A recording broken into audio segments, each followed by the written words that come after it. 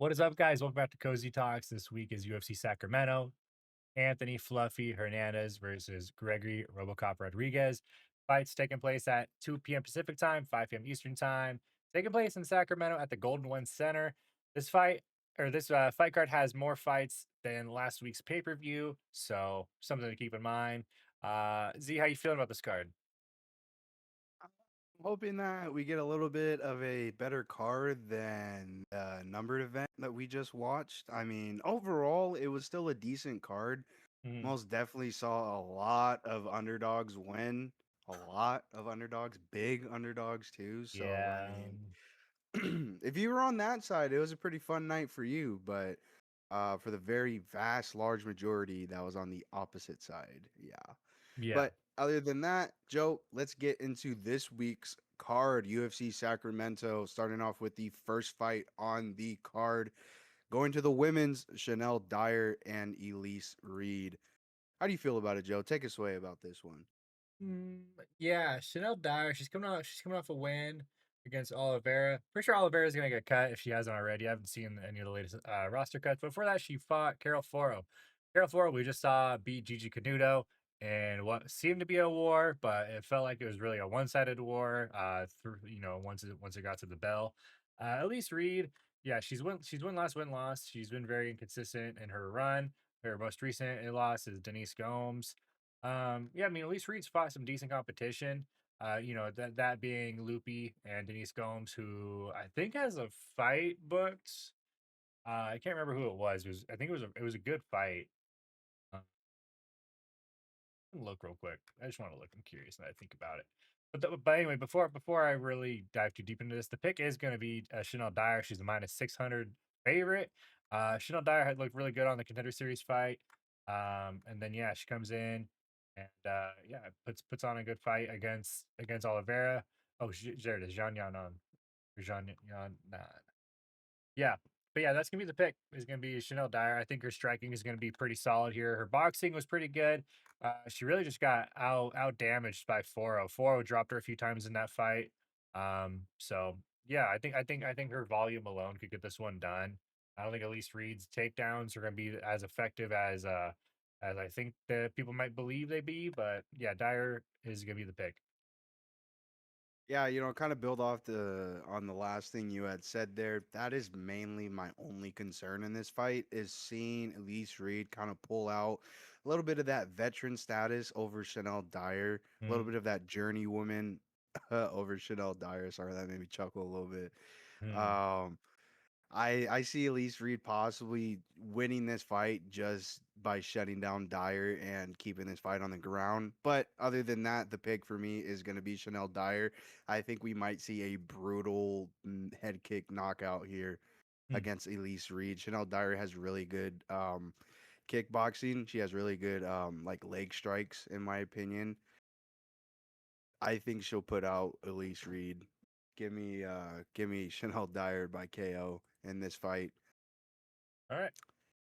Moving on to the next fight on the card, though, going to the men's Jackson McVeigh, Wes Schultz at middleweight. At one point, I had a little bit of faith in Jackson McVeigh. I mean, he's coming off of that win, but it's against Cedricus Dumas. Cedricus dumbass, the dude who has no fight IQ, who literally fights for a check. I mean, yeah, I see. I see Wes Schultz throw. I see both these guys like doing some real sloppy back and forth grappling. Maybe Jackson McVeigh is the better striker. No, I think Jackson McVeigh is the better striker out of the two. Wes Schultz, in my opinion, is a little sloppy. But to be fair, Wes Schultz coming off of that win against a very collegiate Muay Thai kickboxing guy, Ben Johnston, down in Australia. He was actually able to rock Ben Johnson a couple of times in their fight, if I could recall.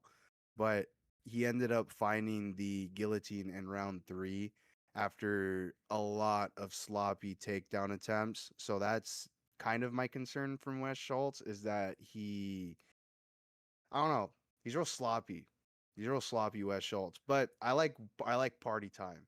I like party time. Give me Wes Schultz getting it done as the underdog against Jacek McVeigh, probably by submission, if not decision. Yeah, so these guys fought before. They fought on the amateur scene, and That is right. Wes Schultz did win. Uh they were like it was like super early days. It was like 2-0 and the other guy was 1-1 or That's like a 2-1 or some long shit. time It was ago. forever ago. But yeah, McVeigh lost that, got armbarred. But I do believe that he has improved quite a bit. I think he's kind of grown into a bit more of a polished striker. Kind of the opposite of Wes Schultz, like you've mentioned. Wes Schultz is pretty unpolished in his striking. Looks very sloppy. And my concern for Wes Schultz is his gas tank. In that Ben Johnson fight, Ben Johnson was on a layoff for whatever it was, 2 or 3 years or something like that. He wasn't actively participating in MMA. I think he may have been training, but he did not have any fights in that time. McVeigh, he's been somewhat active. I mean, 3 months, 9 months, a year. So three fights and basically his fourth fight in a year span. That's kind of activity that we want to see. Jackson McVeigh, like you said, came off that win over Rodrigues. Before that, lost to Zach Reese and Bruno Ferreira, two very okay losses in my eyes. Wes Schultz, I mean, his two losses right here, killers. Ready? Mansour bin Malik. Yeah, we're not going to talk about Mansour actually, but anyway, he did have a time where he was somewhat believed to be fucking solid before last week. Uh, and then Damian Pinos, killer. So there's reason to believe that Wes Schultz has kind of fought some of just straight killers. Jackson McVeigh, I would consider a killer. This matchup in my eyes feels more like trash versus garbage. Jesus Christ 1 versus Jesus Christ 2. But yeah, I think it's kind of just wherever this fight takes place, right? If this fight stays standing, I think Jackson McVeigh gets the knockout. If it goes to the ground, I definitely favor Wes Schultz and his submission game. He's a good wrestler. Uh, but I'm gonna take McVeigh just to even the series between the two. But I'd rather just say this fight not goes the distance than anything else. I think both these guys really aren't UFC material, but they're here for a good time, not a long time. Get to the next one. Gage Young versus Stan Dorsenville. This is obviously a short notice fight. No one has heard of Stan in the UFC because he is not from the UFC. He was on LFA 2 months ago. Gage Young has been in the UFC for a bit. He had his fight on the Contender Series with Quillen, and then he fought Evan Elder, and then Machate and Thiago Moises. He should have knocked out Thiago Moises. That round three, he had Thiago Moises rocked, and he decides to fucking dance while Buddy's on his back instead of trying to, pursue the finish. Pretty frustrating because I think I had Gage Young inside the distance for that. But yeah, Gage Young, he's a really polished boxer. I like what he has. I think his work inside the pocket's really clean. And so I'm gonna take him to get this one done inside the distance. I think anything else would be pretty upsetting. Hopefully he doesn't try to pull any Fortnite emotes out of his back pocket against Stan. I'm hoping he just goes in there and wants to get the W the way he should. So Gage Young by knockout is gonna be my pick here. Yeah, I'm on the side of Gage Young as well. If he was still fighting Cody Steele after seeing what Cody Steele did in his last fight, I would be on the side of Cody Steele here. I But agree. since this is a short notice fight for Stan, give me Gage Young. And then the fact that, like Joe was just talking about, to build off of it, he's fought clearly the better competition and he has more experience to this 5-0 debuter who's coming into the UFC. I mean, both these guys are real young. So at the end of the day, MMA is MMA. Anything could happen here. I would still be very shocked though to see Dorsonville go out there and possibly knock out Young, rock him, follow him to the ground, choke him out, or even just beat him on the scorecards. I would be surprised if he just won flat out. I mean, Mhm. the pick for me is going to be Gage Young. I think he can get it done inside the distance as well. Hopefully, he's learned from that because yeah, I was with Joe on that. I had Gage Young by knockout inside the distance against Thiago Moises. Very frustrating to see him literally on the crisp of getting a finish on his record, but he decides to pull some fuck shit. Hopefully he realizes that and he's like, I'm gonna go out there and get the knockout. So give me Gage Young probably by knockout. Let's move on from this fight though and go to the next fight. Maurice or Marcio, Marcio. I said Marcio. Mauricio. Yeah, I Marcio. hella said Mauricio earlier. Hmm. Marcio Barbosa versus Ryan Coos. If you guys don't know who Ryan Coos, but you look at his face and you're like, he looks kind of familiar. No, he is not Cody Garbrandt's kid. He is Mike Perry's nephew. He kind of looks like Cody Garbrandt just a little bit. I see both of them. You can hella see both of them, but he is Yeah. related to Mike Perry. This kid is making his debut at 32 years old into the UFC. Not really sure where he's from. Looks like he has some fights on Fury and LFA, but Hmm. we know who Barbosa is. We know that this guy has a plethora of first round finishes. You go and you look at his record, he has 15 knockouts, all in the first round. He had 14 Fuck. before his UFC debut. After his UFC debut, it was 15. Marcio Barbosa, he just has that death touch. He has that thing that guys like Yakyaev has. Guys like Protez. Prates, Chokahili when he came in, fucking Michael Oliveira, Damian Pinas, all these dudes who are coming in and getting these flash knockouts in such a fast time. Hmm. Marcio Barbosa is one of them. And I think Barbosa is probably going to get the first round knockout against this guy's probably going to come in here and be a little arrogant, I feel like. I mean, just looking at him, he looks a little arrogant. Kind of reminds me of like a Tommy McMillan, just a little bit. I could be completely fucking wrong, but Hmm. just based off of this Tapology picture and the fact that he's related to Mike Perry, I feel like he would kind of walk around just with his chin held high a little bit, and Barbosa's gonna catch it. So give me Barbosa first round TKO. It's probably juiced out of his ass. So Yeah. hopefully this heavy, huge favorite does not lose. So hopefully we flip it around in Sacramento. Yeah. Barbosa. All I'm gonna say, Barbosa round one knockout. Z pretty much covered all I was gonna say. Yeah, Barbosa should get another highlight reel knockout here and continue to climb the ladder. Hopefully they don't climb him too fast. Hopefully they continue to build him because I think he is a very exciting young fighter. And so yeah, hopefully this is number 16 for the knockouts inside round one. Move on to our next fight, which is Nasrat Hapgrask and Chris Taco Badia. Nasrat, the viral clip of him right now is his head kick knockout from Quillen Salkeld, getting talked about. Salkeld's parents owning a bakery, and then he gets his head knocked clean off his shoulders. Yeah, he hasn't fought since then. You know, that was 9 months ago. That's quite a bit of time off. Padilla, he's very active. I mean, he's fought 3 times. It'll be his fourth fight, kind of what we just talked about earlier with Jackson McVeigh. I thought Taco won the fight. I was very shocked to see that they brought this to a majority draw. Um, but yeah, I think Padilla is very, very violent, and the way that he fights, being very pressure based, I think he could catch Nasrat and probably knock him out, and or at least just cut him up really fucking bad. Because yeah, Padilla is all about the elbows. He's all about the knees. He fights very, very much like a Muay Thai base. Uh, and yeah, I mean he's been phenomenal since he's been in the UFC. He's a younger guy. I think he's got what it takes. The way I see Nasrat winning this is if he really just keeps that at range. Maybe he gets this on the ground. Really just tries to just smother Padilla. Padilla, I guess, just has to look to keep it violent, keep it moving. But yeah, I see Taco getting this one done.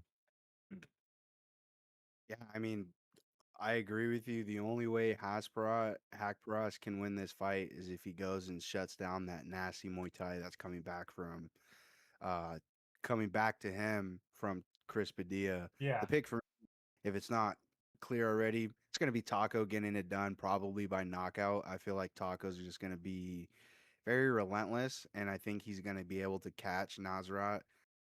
And especially after that head kick KO. You know, who's to tell how he's doing after that? Mm, Nasrat, you know, but either way, I see Padilla getting it done. I would favor a knockout, but this could easily go to a decision yeah, because let's not get too ahead of ourselves. Nasrat did go to decision. He went to split decision with Ribavix. To be fair, that was early Ribavix. Ribavix has kind of advanced from that. That was like a year and a half ago. yeah. And yeah, other than that, I feel like Padilla's also just been facing better competition. Hmm. Doctor stoppage against Rongzhu, that's something that speaks to me a lot. Yeah. And Chris Padilla is only 30 years old. You know, you look at him, you're like, this dude kind of looks old. Nah, he's getting into his prime years. So I feel like Chris Padilla, he might be a dude to look out for. You know, come down the road. So, with that being said, though, let's get into our next fight, which is Shamil the Blob Gaziev versus Hmm. Kennedy Nzechukwu Waku. I don't know. Anyways, the pick for me is going to be Shamil Gaziev. I think Shamil Gaziev can get it done against Kennedy. Um, One of the biggest things why I'm riding on the side of Gaziev is even though he's back-to-back knockout losses in his last two fights, he was tanking a lot of shots from Brando Parakick. And I mean, Brando Parakick hits like a fucking truck. Shamil Gaziev was even brawling back with him. You know, I mean, he fucking had to, but Shamil Gaziev even rocked him, I'm pretty sure, in the early rounds, and then rocked him come the later second round before he got fucking put out himself. But to be fair, he wasn't really put out, he just couldn't take those punches anymore. I mean, like, man, he was getting absolutely just clobbered. His head was flying at least 2 feet back from where it originally was. Kennedy, on the other hand, he's coming off of a. But did he win by decision or was that a draw? I think it was a draw. When it's blue like that, Oh, that's a pretty sure it's a draw. draw. Yeah, Yeah. yeah. No, Kennedy's coming off of a draw with Marcus Buchecha, who, I mean, to be fair, is a very talented BJJ guy. He's very high grappler guy, but Buchecha just bitches him. He just walks him down, takes him to the ground, and Kennedy pretty much had no answers there. I feel like Aziev though, um, he's gonna be able to rock Kennedy. I feel like Aziev's just gonna be able to walk him down. Hopefully, I mean we've been seeing some of these fat boys go to decision, and I would hate to see this fight go to decision. So, you know, if you're scared to make a pick, just take this fight by knockout. Hopefully it hits, because we've been seeing some real disappointing fucking heavyweight fights. Yeah, Pick for me is gonna be Gaziev though. heavyweight's definitely been the worst division of the year, for sure. This has been a very, very disappointing division. I mean, longer than this year. I mean, it's been a while. Really, ever since John Jones even came into it, it's kind of dried up and really has had like no activity. I mean, they're still yet to book a main event for the heavyweights this year, and Tom Aspinall.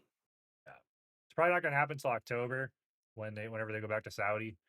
They're probably going to redo the rematch with Gon and Aspinall, and we'll fucking pray to God Gon keeps his fingers tucked in his gloves. But yeah, Kaziev's gonna be the pick. I think his durability was really put to the test against Perisic, and we saw it really, get him to the third where he was just taking a lot of damage, and yeah, his head was getting drummed on, and eventually just had to get stopped. Um, and Zechku, I mean, early into his heavyweight run, I was kind of impressed. When he fought Barnett and when he fought Breshke. The Barnett one, I mean, it wasn't even really a good win because Barnett blew his own fucking knee out with this little like jump and tuck, and then came down and blew his shit. The Breshke win was all right. Breshke, I mean, you should beat Breshke. And then yeah, he was a victim to the Volter Walker heel hook, and then fought Buchecha, who somehow couldn't submit in Njechiku, even though Walter Walker could, which was it's just a weird anomaly thing, right?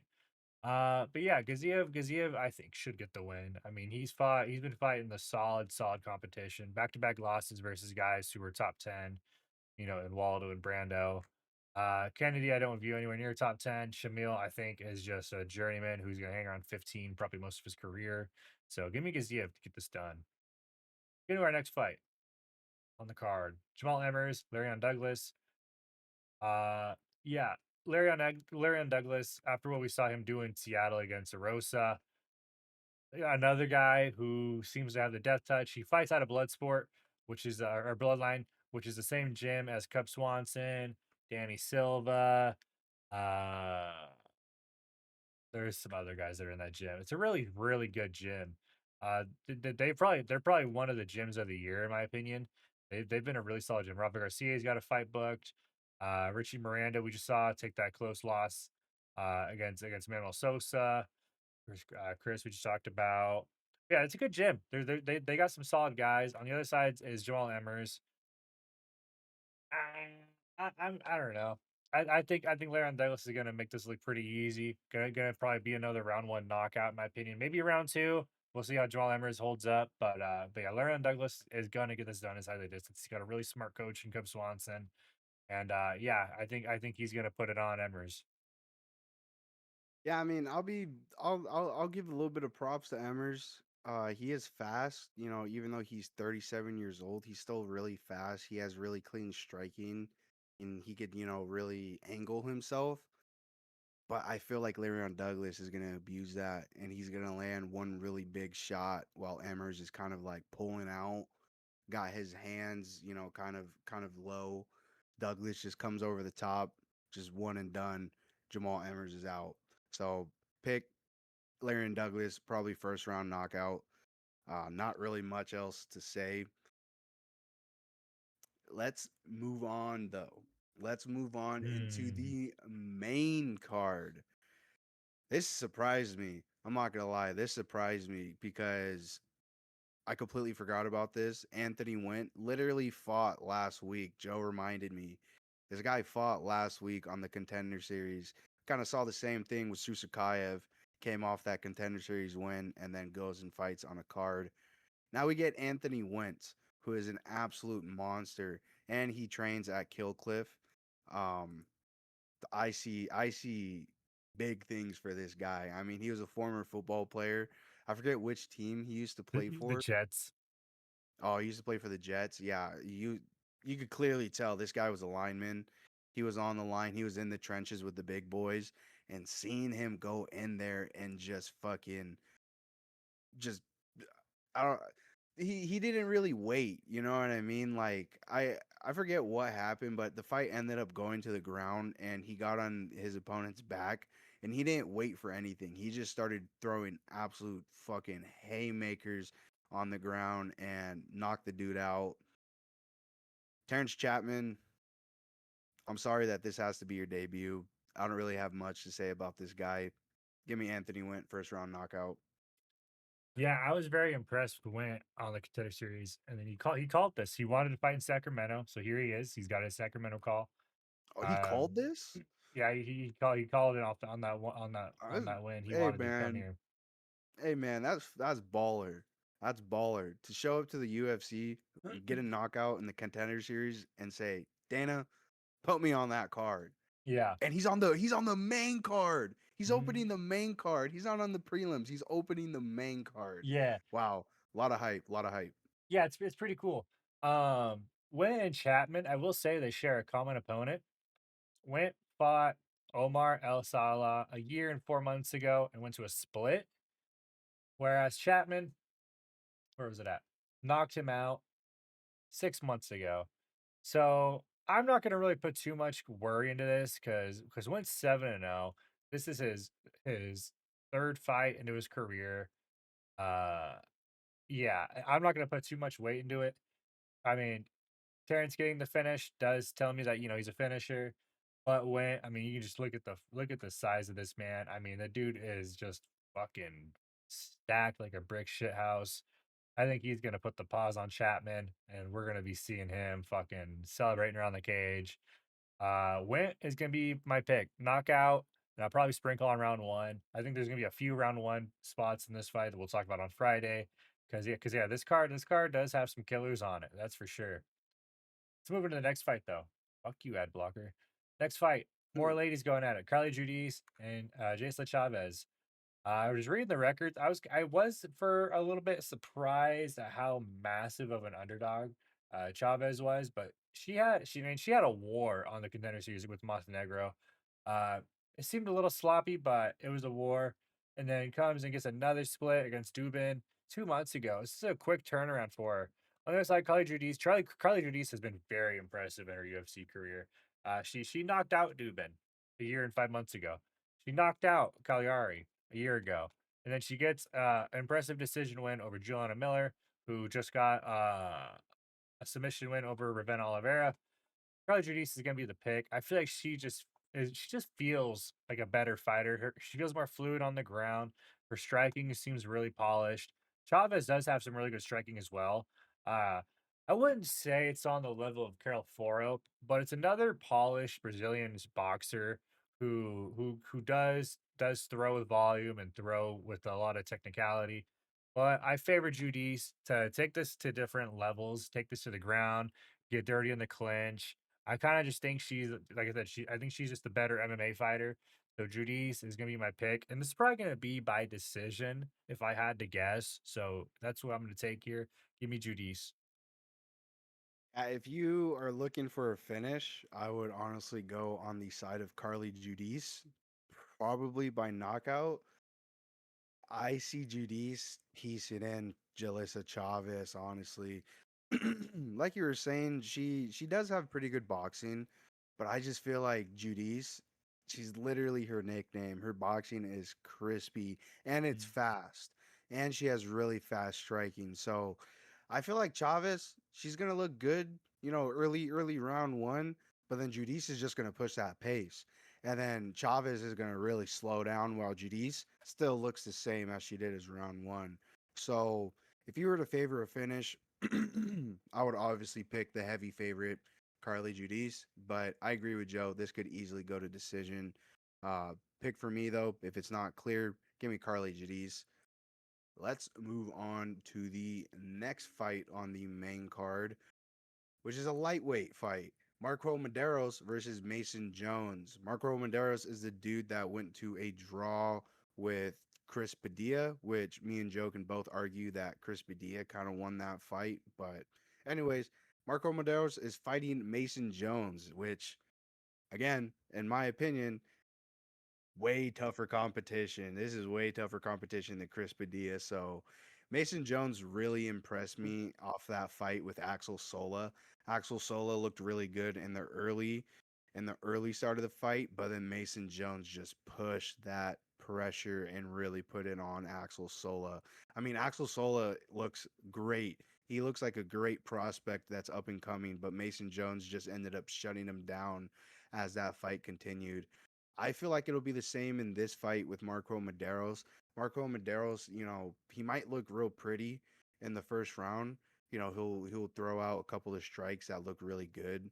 But like I said, Mason Jones, I feel like he's just really gonna apply that pressure and really get in Maderos' face, and Maderos is gonna. I feel like Maderos is gonna struggle if this as this fight continues and goes into the later rounds. Um, Give me Mason Jones. If he finishes Marco Maderos, I would be really shocked. But I think Mason Jones could get it done on the scorecards. Yeah, this fight feels like a little bit of a mismatch in my opinion. Padilla gets what feels like not really a step down. It feels like a pretty lateral step in competition. While Maderos goes and it's a draw, but somehow he gets the tougher matchup. He gets the big step up in competition. Mason Jones in his second stint in the UFC has looked really impressive. Uh, he opened it up with his fight against Jeremy Stevens, and then he gets Balajioki, where he just absolutely dominates with his wrestling and gets the win from Mount, and then he gets that win in a war with Axel Sola. The name of the game for Mason Jones is going to be pressure, and it's going to be about his wrestling and getting this to the ground. and really just asserting dominance with control time, and just being nasty. A lot of ground and pound, finding ways to make Medeiros, earn every bit of time on the feet. Because Medeiros, like you said, he wants to keep this pretty. He wants to keep this as a stand-up fight. I don't think he's going to be the one trying to take down Mason Jones. I think that's a mistake all in itself. Yeah, I think Mason Jones just has more tools. I think he has a bit more grit. I think his heart's gonna be a lot more in it. So Mason Jones, for me, it's gonna be knockout or decision. I'll double chance it, whatever. I really do think that he should feel a bit of disrespect for getting this kind of matchup, especially with the streak he's on. And he already turned away a prospect, so why is he fighting another? I think he should be getting ready to fight into the rankings. But yep, here we are. So see if Mason Jones can turn away another guy that's on the up and up. Let's move to the next fight on the card, which is going to be what I thought should have been the co-main because this feels like a crazy fight to be made right now. Rainer Ritter, Roman Dolidze. Yeah, both guys are kind of on a two-loss skid, but I feel like it's a good quality fight for these guys. Both these guys fighting basically keep their ranked spot. Roman Dolidze a bit lower in the rankings. Rainer Ritter coming off the loss to why do I want to say Fluffy? I don't think he fought Fluffy.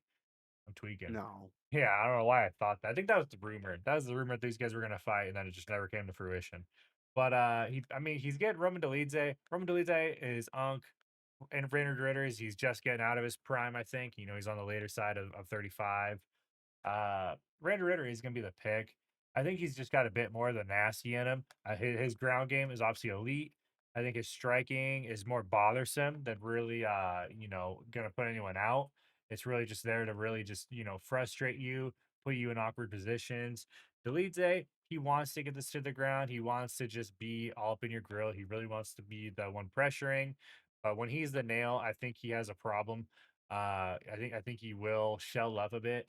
We saw it in the Fluffy fight when Fluffy was just pure pressure and being the one that would apply the pressure, shoot a bunch of takedowns, let leads to get up, shoot more takedowns. Brandon Ritter probably isn't going to play around that much. We saw him gas out in that Brendan Allen fight, so I think he is going to value his gas tank a bit more. I think he's going to allow himself to flow through positions on the ground. Maybe he'll find a submission, but I think this being a 3 rounder, I kind of feel like this is more of a decision fight. But yeah, Rainer Ritter is going to be the pick in this one. Yeah, I'm still gonna favor the side of RDR. I'm still gonna favor the side of RDR. I really like Roman Dolidze. In my opinion, too, I feel like CLD and Anthony Hernandez is way better losses than Kyle Barallo and Brendan Allen. I mean, that's a hot take. I feel like obviously Fluffy has already bitched Brendan Allen. I feel like CLD could do the same to Brendan Allen. And I feel like they both could give Kyle a run for his money. But besides that, talking about this fight, yeah, give me RDR probably by decision. I mean, I don't think there'll be a whole lot of like pop and action to this fight. Maybe a little bit from the side of Delize because he is pretty heavy-handed compared to RDR. Mhm. But I think the biggest question is not only RDR's gas tank, but also Delize's. I mean, both these guys are pretty old, but I mean, I don't know. They're both pretty active too. I'd say RDR is a little bit more active compared to Delize. I'm sorry. I'm just looking for things to like point out in this fight, but yeah, I would take RDR probably by decision. I think he will have more on the ground if it does go to the ground. Probably will go to the ground. Mhm. But let's move on. Let's move on Mhm. from this Unk fight. From this Unk fight, honestly thought that was at light heavyweight, but our co-main is at heavyweight. We get Sergey Spivak versus Vitor Petrino, who Vitor Petrino was supposed to be very scary at one point, and then he got choked out by Anthony Smith, and then he got knocked the fuck out by Dustin Jacoby. But now that he's moved up, he's looked pretty good. He's looked pretty good. I mean, he finished Austin Lane, who doesn't do that. knocks out Thomas Peterson in the third round, made him look like a fucking. I couldn't even describe the way Thomas Peterson looked when he got knocked out. It was just very brutal, but it was also really goofy. And almost gets knocked out, almost gets knocked out by Steven Asplin, but Steven Asplin decides to act like he's showing his ass to Vitor Petrino in the middle of the octagon and doesn't pursue a knockout. And Vitor Petrino ends up coming back to life and pretty much bobbles Asplin's head off for the next remainder of the fucking fight and wins by decision. Sergey Spivak, on the other hand, I mean, he's coming off of that win against Ante Delija by decision. I think Delija left his brain at home for that fight. But other than that, Spivak's been losing to some pretty good competition. I mean, lost to Gon 2 years ago, almost 3 years ago. Lost to Almeida when Almeida. Uh, that's another dude I forgot about. See, Petrino and Almeida, they need to fight each other. Two dudes who kind of leave their brain at home before they fight. Just just just just a little bit of a heads up. And then loses by decision against Cortez. Okay, that's those are good losses. So I mean, I don't. I'm pick flipping. I'm pick flipping. I'm going to the side of Sergey Spivak. I feel like Spivak hasn't really shown us that kind of like worry. I would say the same way that Petrino has. I mean, don't get me wrong. Even though he did knock out Thomas Peterson was giving him a run for his money just a little bit, and then so was Steven Asplin. And after that last fight Asplin had, it kind of makes me question Asplin just a little bit. You know what I mean? So, and I mean, yeah, that win against Austin Lane, like I said, everyone fucking finishes Austin Lane. So Vitor Petrino though gets knocked out by Jacoby and then subbed out by Smith, gets choked out by Smith. Those are all questionable. Those are all worrisome. Spivak has lost to dogs. He's lost to top dogs, and that's understandable. So give me the polar bear. Give me the polar bear getting an upset, getting a little bit of an upset win against Vitor Petrino. I think Petrino as well is still kind of shaping into the MMA fighter that he wants to be. I mean, he's moved up a weight class. Um, yeah, I just don't feel comfortable with the side of Petrino. So give me Spivak getting it done. I'm pick flipping. Okay. All right. Yeah, the co-main is a bit of a weird one. Spivak has kind of just been lurking around this top 10 of the heavyweight for a while, and with 3 losses in his last 5, somehow he's still top 10. That's just how shit the division is. Uh, Vitor Petrino has a chance to bump into the rankings with a win here, and I think I favor him in this top 15 more than Spivak. I think Petrino has a little bit more of just a little bit more to give. Grappling heavyweights kind of are just like troublesome because they're not really going to engage you on the feet as much as you would want them to. Petrino has quite a bit of knockouts on his resume. Uh, and yeah, I mean, it's been very impressive to see what he's done in his 3 fights at heavyweight. He established a really good jab against Asplin. They both traded strikes. Vitor Petrino doesn't really have that great a striking defense, but his power just looks a lot more there at heavyweight. I think he's gonna give Spivak problems with a jab. I think if he has that same jab, fast and he gets it to where he needs to, I think he could pepper up Spivak, and give him problems. I'm curious to see what it looks like if it hits the mat. Both these guys do have a good ground game. I probably favor Spivak a little bit more on the ground though, because he's been a heavyweight for a while. He's done what he's wanted to when it gets there. But Petrino, I think he'll be able to fight it off and get it back to standing. I'm just curious to see what it looks like. But yeah, Petrino by knockout is probably gonna be the pick here. I just like what he looks like. I think the power has carried over well. And we'll see what this looks like. Maybe he'll be breaking into the top 15 with the win here. With that being said, let's get into the main event. But before we do so, Make sure you guys like the video if you guys are enjoying this content. Comment, share, let us know your guys' takes on these fights. What you guys got, what you're fading that we picked. If you think some of our claims were ridiculous, if you think I'm a silly goose for picking Petrino, let me know. Because yeah, I just like what I see there. But with that being said, let's get into UFC Sacramento main event. Anthony Fluffy Hernandez, Gregory Robocop Rodriguez. This is an interesting one, right? Hernandez had the big win streak. You thought he was going to be title bound, and then he runs into the Sean Strickland train, a guy that's just going to roll you over with pressure, throw a lot of jabs, teeps, and really just fucking march you down, literally and figuratively. And then on the other side, RoboCop, the guy seems to be round one or bust. Sometimes I feel like his gas tank is hit or miss. I feel like it's been really inconsistent. And the only fight I could really point back to where I felt that way was this Jared Cannonier fight where it hit the championship rounds. This is the last time that we saw RoboCop in a main event, and that's his last loss. Okay, so let's think about that, right? If this fight gets into the later rounds, are we going to see the same type of fight we saw here, where RoboCop kind of just wilts away? Granted, Cannonier did rock him at the very end of the third round, and we kind of knew going into the fourth, like shit, this is probably gonna be over. I mean, he's still fucking rocked on the stool. Uh yeah, I think I favor Fluffy. I mean, it's about his hometown as it gets. The dude's from Cali, and now he's fighting on a Cali card. I think this is a dream come true for him. Hernandez, I think for him, as long as he's the hammer, there's no problem for him. He's gonna be the guy shooting takedowns, or at least making this a dirty, annoying fight. But if he's the nail, that's his problem, right? He's gonna shell up. He's gonna probably absorb a lot of damage coming his way from RoboCop.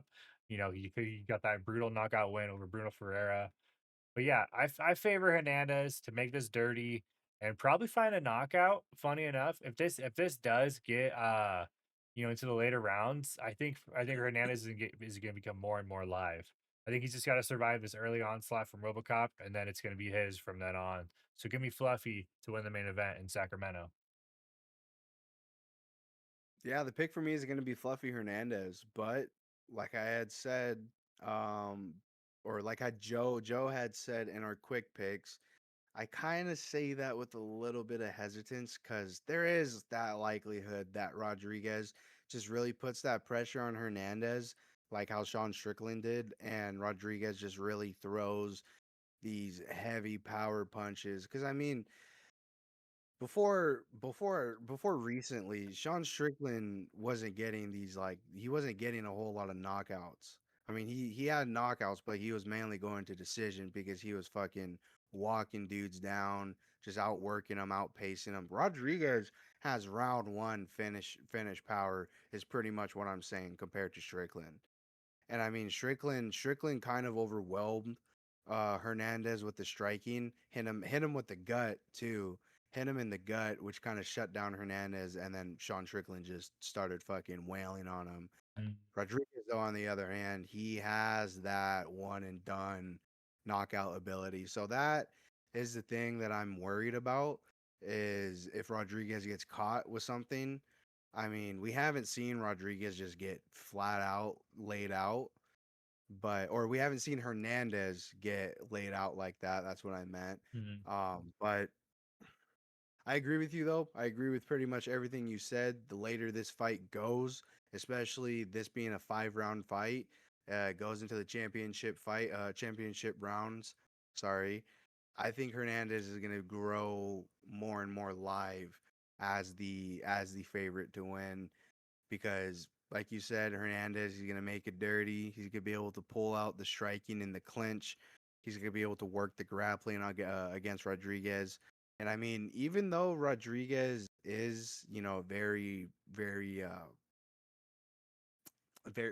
fuck. Sorry, I lost my train of thought.